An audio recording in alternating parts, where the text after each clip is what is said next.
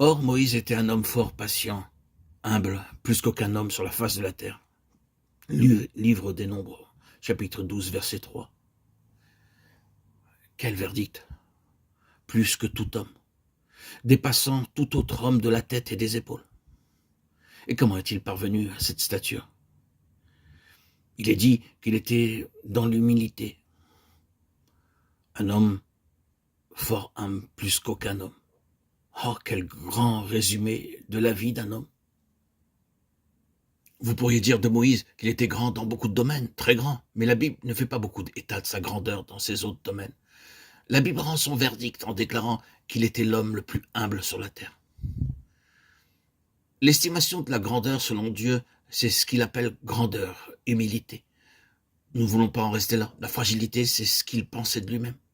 C'est ce qu'un homme est en lui-même et envers lui-même. Quand Moïse était seul, il pensait de lui-même qu'il était très pauvre.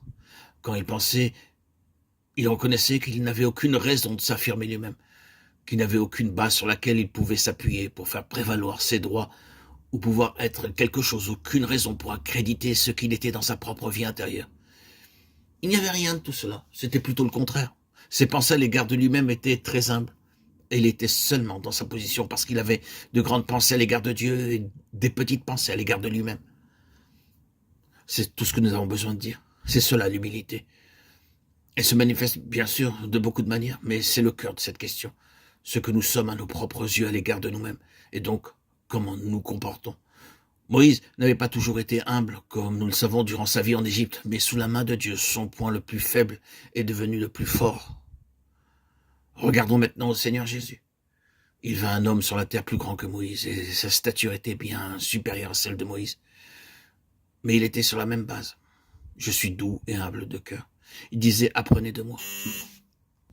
Matthieu 11, 29. C'est la voie de la croissance. La fierté est une des choses les plus ruineuses dans le domaine de la croissance spirituelle. Mardochée était puissant dans la maison du roi, et sa renommée se répandait dans toutes les provinces, parce qu'il devenait de plus en plus puissant. Esther 9, 4. L'homme devenait de plus en plus grand. Voyez comment cette petite expression, l'homme dans chaque passage, est en rapport avec la stature, la croissance et la grandeur. L'homme Mardochée devenait de plus en plus grand. Et pourquoi? Quel était le secret de sa grandeur? Pourquoi Dieu agissait souverainement pour que cet homme croisse, en passant par des voies surprenantes depuis cette porte où il était assis, comme une sorte de mendiant, pour le conduire de plus en plus haut, jusqu'à la fin, il soit dit de lui, l'homme Mardochée devenait de plus en plus grand. Et pourquoi donc? Il y a seulement une raison. C'était un homme qui, coûte que coûte, était consacré pour les intérêts du peuple du Seigneur et pour le témoignage du Seigneur investi dans son peuple. C'est la réponse. Vous connaissez l'histoire de Mardochée et d'Esther. Ici, nous avons un homme dont l'histoire tout entière est résumée par un profond souci pour le peuple du Seigneur, parce qu'il incarnait le témoignage du Seigneur. Nous avons bien sûr besoin de voir qu'Israël était choisi par Dieu pour être sur la terre, le peuple, le vase de son témoignage. Dans ce contexte, ce peuple était sur le point d'être décimé, jusqu'au dernier enfant, par le travail néfaste, par le moyen du rusé Aman, inspiré par le diable. Ce méchant Aman, la Gagite, cet homme Mardochée, avait pris position face à ce raz-de-marée d'iniquité qui voulait faire mourir le peuple de Dieu, afin de détruire le témoignage du Seigneur sur la terre. Il est demeuré ferme, et ce fort courant s'est brisé sur lui, et Dieu l'a honoré en l'élevant. Sa grandeur n'était pas due à un revers de fortune en sa faveur, mais parce que Dieu était avec lui. Et on est toujours ainsi. Quoique certains essaient de faire, et que beaucoup veulent nous rabaisser et nous faire sortir de la position, cette grandeur spirituelle sera introduite en nous par le Seigneur, si nous avons ce souci pour ses intérêts dans son peuple.